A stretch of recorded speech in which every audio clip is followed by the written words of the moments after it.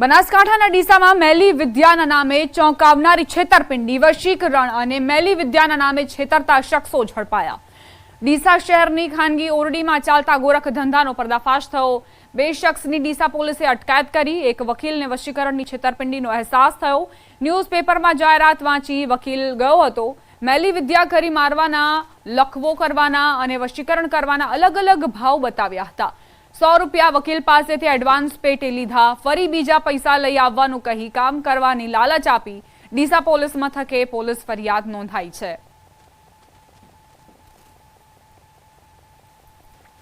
સંવાદદાતા કિશોર જોડાઈ ગયા છે વધુ જાણકારી સાથે। કિશોર, મેલી વિદ્યાના નામે ઠગાઈ કરવામાં આવી છે, શું આખરે આખી ઘટના? ચોક્કસથી આપણે જણાવી દઉં કે 2 ઇસમો દ્વારા ન્યૂઝપેપરમાં જાહેરાત આપવામાં આવી હતી અને આ જાહેરાત વાંચીને એક વકીલ વશીકરણનો છેતરપિંડીનો ભોગ બન્યા હતા અને આ જે 2 યુવકો હતા તેમને મેલી વિદ્યા કરી મારી નાખવાના, લખવો કરવા અને વશીકરણ કરવાના અલગ અલગ ભાવ બતાવ્યા હતા વકીલને અને 100 રૂપિયા વકીલ પાસેથી એડવાન્સ પેટે લઈ અને કાલે પૈસા લઈ આવવાનું કઈ કામ કરવાની લાલચ આપી હતી ને વકીલે ડીસા શહેરમાં ખાનગી ઓરડીમાં ચાલતા ગોરખ ધંધાનો પોલીસને સાથે લઈ જઈને પર્દાફાશ કર્યો હતો અને આ સમગ્ર મામલે અત્યારે તો ડીસા પોલીસે આ 2 ઇસમોને ઝડપીને વધુ તપાસ હાથ ધરી છે। દીપા, આભાર કિશોર જાણકારી આપવા માટે।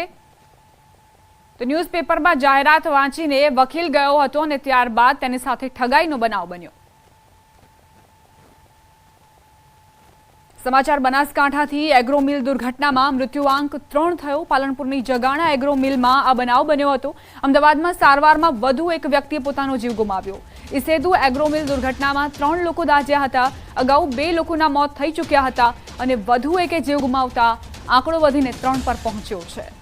આ દુર્ઘટના બની અને ત્યારબાદ ગંભીર રીતે ઈજાગ્રસ્ત થયેલા જે લોકો હતા, કર્મચારીઓ હતા, તેમને ખસેડવામાં આવ્યા હતા તાત્કાલિક હોસ્પિટલમાં, પરંતુ 2 લોકોએ પોતાનો જીવ ગુમાવ્યો અને વધુ એક વ્યક્તિ જેમણે હોસ્પિટલમાં સારવાર દરમિયાન પોતાનો જીવ ગુમાવી દીધો છે। વડોદરામાં તળાવમાં ખાબકેલી કાર 10 કલાક બાદ શોધી કાઢવામાં આવી છે। ખટંબા ગામના તળાવમાં ગઈકાલે કાર ખાબકી હતી। કારમાં સવાર વિદેશી વિદ્યાર્થીઓની અંગે ખુલાસો થયો।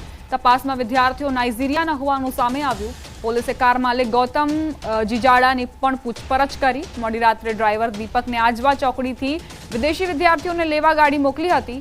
દીપક અને વિદેશી વિદ્યાર્થી તળાવમાંથી તરી બહાર આવી ગયા હોવાનો ખુલાસો થયો।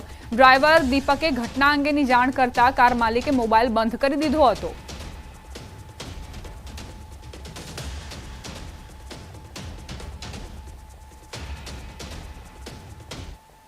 હવે આગળ વાત કરીએ શિવભક્તિની।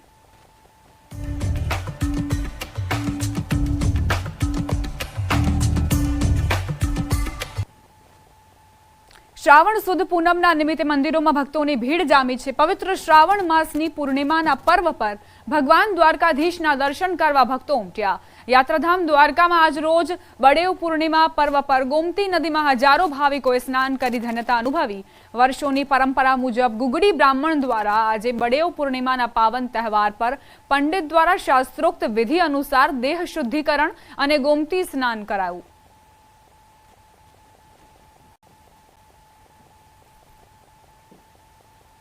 બોટાદના જગ વિખ્યાત સાળંગપુર હનુમાનજી મંદિરમાં ભક્તોએ મોકલેલ રાખડીઓનો કરાયો અદ્ભુત શણગાર। દેશ વિદેશથી મોકલવામાં આવેલી નિત નવીન રાખડીઓ દાદાને અર્પણ કરાઈ હતી। સાથોસાથ સેંકડો પત્રો પણ તેમની સમક્ષ મૂકવામાં આવ્યા। અમેરિકા, UK, ઓસ્ટ્રેલિયા, કેનેડા સહિત ભારતભરમાંથી 35,000થી વધુ રાખડીઓ અને પત્રો દાદાને પહોંચાડવામાં આવ્યા હતા। તદુપરાંત હનુમાન દાદાને વિશેષ શણગાર કરવામાં આવ્યો હતો। તો મંદિરના શાસ્ત્રી સ્વામીએ રાખડીઓનો શણગાર કરી તમામ ભક્તો દ્વારા મોકલાયેલ રાખડીઓ અને પત્રો દ્વારા જે ભાવ વ્યક્ત કર્યો અને લાગણી દર્શાવી તે તમામની મનોકામના પૂર્ણ થાય તેવી પ્રાર્થના પણ કરી હતી।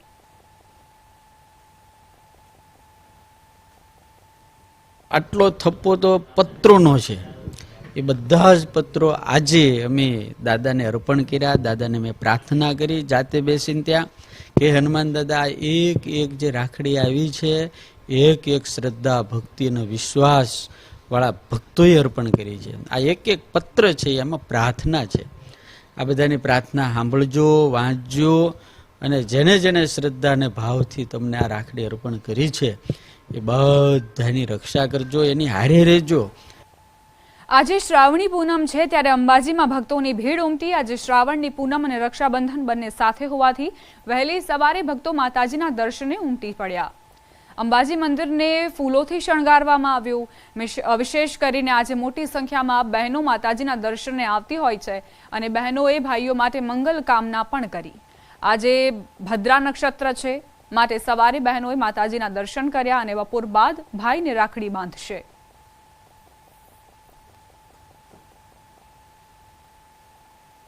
તો મા અંબાના દ્વારે તમામ ભક્તો ઉમટી પડ્યા. રક્ષાબંધનનો દિવસ છે, પૂર્ણિમાનો દિવસ છે અને બંનેના સંગમના અદ્ભુત અવસરે ભક્તો ઉમટ્યા છે. બહેનો ખાસ કરીને આવતી હોય છે અને પોતાના ભાઈની લાંબી ઉંમર માટે અને તેના દીર્ઘાયુ માટે પ્રાર્થના કરતી હોય છે. શ્રાવણના ત્રીજા સોમવારે સોમનાથ મહાદેવના દર્શન માટે ભક્તોનું ઘોડાપુર ઉમટ્યું. આજે પૂનમ ઉપરાંત રક્ષાબંધન હોવાથી સોમનાથ દાદાના દર્શન માટે ભક્તોની ભારે ભીડ ઉમટી. પરોઢીએ 4 વાગ્યાથી સોમનાથ મહાદેવના દર્શન માટે મોટી સંખ્યામાં ભક્તોની ભારે ભીડ ઉમટી પડી. હજારો ભક્તો વહેલી સવારથી જ મહાદેવના દર્શન માટે ઉભા રહીને મંદિરમાં હર હર મહાદેવનો જયઘોષ બોલાવતા નજરે પડ્યા.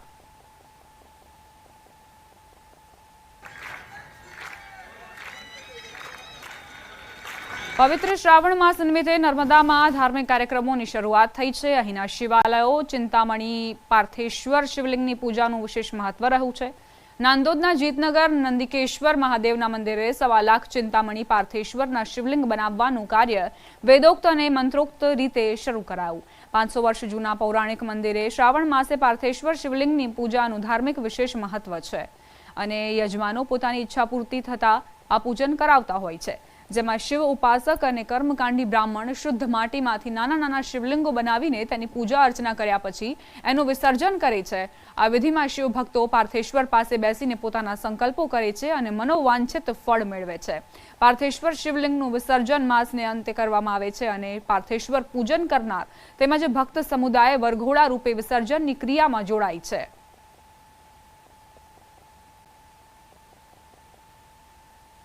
શ્રાવણ માસ દરમિયાન આખા મહિનામાં અહીંયા 1.25 લાખ પાર્થેશ્વર લિંગની પૂજા કરવામાં આવે છે. દરરોજ 4,500 થી 5,000 લિંગ બનાવવામાં આવે છે. અહીંયા બાજુના તળાવમાંથી અભિમંત્રિત કરેલી માટી રોજ લાવવામાં આવે છે અને એ માટીને સવારે 4 વાગ્યાથી એમાંથી લિંગ બનાવવામાં આવે છે અને દરેક વાર પ્રમાણે એનું યંત્ર તૈયાર કરી એની પૂજા કરવામાં આવે છે.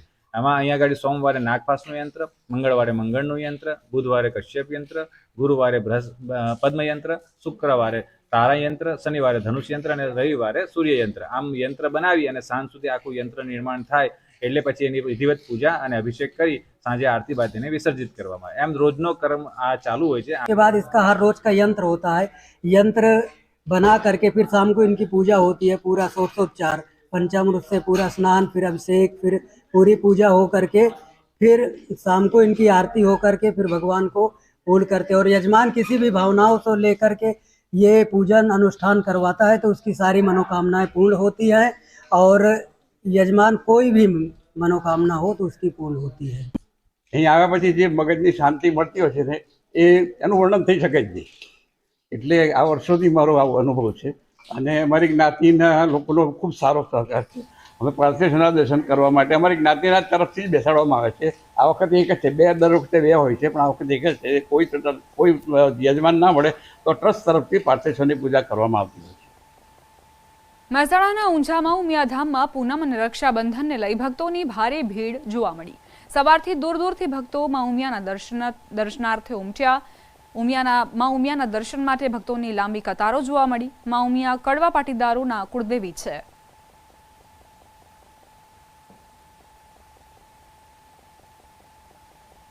ચાર અલગ અલગ મંદિરોના દ્રશ્યો તમને દર્શાવી રહ્યા છીએ. સોમનાથમાં ભગવાન સોમનાથ દાદાને દર્શન માટે મોટી સંખ્યામાં ભીડ ઉમટી. સાળંગપુર હનુમાન દાદાના દર્શન માટે પણ ભક્તો લાખોની સંખ્યામાં આજે પહોંચવાનું આયોજન કરાયું છે. મા ઉમિયાના ધામમાં પણ ભક્તો ભાવિકો ઉમટી પડ્યા છે અને અંબાજીમાં બહેનો ખાસ કરીને મોટા પ્રમાણમાં જોવા મળી. આજે રક્ષાબંધનના પાવન પર્વ પર પોતાના ભાઈ માટે પ્રાર્થના કરતી નજરે પડી.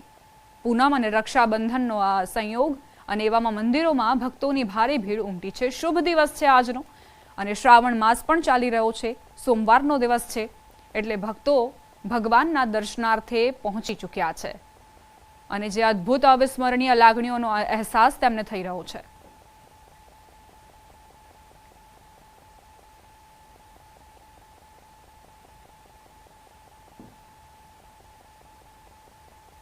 રક્ષાબંધનના પવિત્ર દિવસે પણ રાજકોટ અગ્નિકાંડ કેસમાં ભ્રષ્ટાચારના આરોપમાં પકડાયેલો એમડી સાગઠિયા નથી સુધર્યો. રાજકોટની મધ્યસ્થ જેલમાં કેદીઓ દ્વારા રક્ષાબંધનની ઉજવણી કરાઈ હતી, જેમાં ગેમ ઝોન અગ્નિકાંડના મુખ્ય આરોપી એમડી સાગઠિયાને બહેનોએ રાખડી બાંધવા પહોંચી હતી. જોકે જેલમાં એમડી સાગઠિયાની બહેને રાખડી બાંધતી વખતે સાગઠિયાના હાથમાં ચિઠ્ઠી આપી, પરંતુ પોલીસની નજર પડતા સાગઠિયાએ તુરંત જ ચિઠ્ઠી પાછી આપી દીધી. ત્યારે ચિઠ્ઠીનું રહસ્ય ઘેરાયું છે. આખરે આ ચિઠ્ઠીમાં એવું તે શું હતું કે પોલીસની નજર પડતા ચિઠ્ઠી બહેનને પાછી લેવી પડી? ટીઆરપી અગ્નિકાંડ કેસનો આરોપી જેના આ પેંતરા જુઓ. બહેન તેને રાખડી બાંધવા માટે આવી અને ત્યારબાદ એક ચિઠ્ઠી આપી. પોલીસની નજર પડી તો એ ચિઠ્ઠી તુરંત જ પોતાની બહેનને પરત કરી લીધી. જેલમાં બેઠા બેઠા પણ તેના જે આ કાવતરા છે તે હજુ પણ બંધ થવાનું નામ નથી લઈ રહ્યા. કઈ રીતે રક્ષાબંધનની ઉજવણી થઈ અને તેમાં તેની બહેન તેને રાખડી બાંધવા પહોંચી અને આ ચિઠ્ઠીનું રહસ્ય હવે ઘેરાયું છે, કારણ કે આ ચિઠ્ઠી બહેને આપી અને ત્યારબાદ પોલીસની નજર પડતા જ તે ચિઠ્ઠીને પાછી જ તેને સાગઠિયાએ પોતાની બહેનને આપી દીધી. પોલીસના જે કર્મચારી હતા તેમણે લેવાનો પ્રયત્ન કર્યો, પરંતુ તેણે પોલીસ કર્મચારીને તે ચિઠ્ઠી ના આપી અને પોતાની બહેનને પરત કરી લીધી.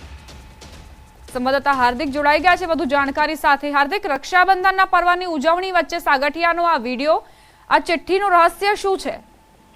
ચોક્કસથી દીપા, જે છે આજે રક્ષાબંધનની ઉજવણી જે છે રાજકોટ મધ્યસ્થ જેલમાં થતી હતી અને કેદીઓ ભાઈઓ છે તે તેમની બહેનો છે તેમની પાસે રાખડી બંધાવતા હતા. ત્યારે જે રાજકોટના મહાનગરપાલિકાના પૂર્વ ટાઉન પ્લાનર છે એમડી સાગઠિયા, તેમને પણ તેમની બે બહેનો રાખડી બાંધવા પહોંચી હતી. જો કે આ સમયે પહેલા બહેનોએ જે છે એ ઓવારણા લીધા હતા, રાખડી બાંધી હતી, ને પછી ધીમેકથી પોતાના ભાઈને હાથમાં જે છે એમડી સાગઠિયાના હાથમાં ચિઠ્ઠી સોંપી હતી. જો કે આ સમયે જે તાત્કાલિક પોલીસની નજર પડતા તેમને એ ચિઠ્ઠી જૂઠવી લીધી હતી અને તેમની બહેનને પરત આપી દીધી હતી. પરંતુ સૌથી મોટી બાબત એ સામે આવી રહી છે કે ચિઠ્ઠીમાં શું હતું. તેમની બહેનો છે તે તેમના ભાઈને એવો કયો મેસેજ આપવા માંગતી હતી કે જે બોલીને નહીં પરંતુ લખીને આપવા માંગતી હતી.